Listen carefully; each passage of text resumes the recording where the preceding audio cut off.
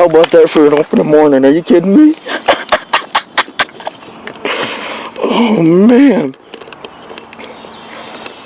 Yes!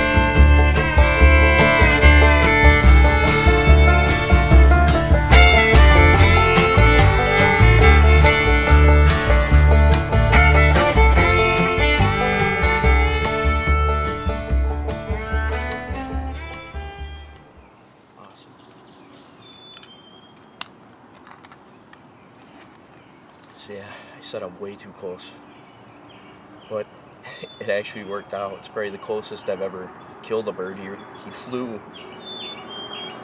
probably 40 yards to my right down. Before he was even, I think it was right at legal light he flew down.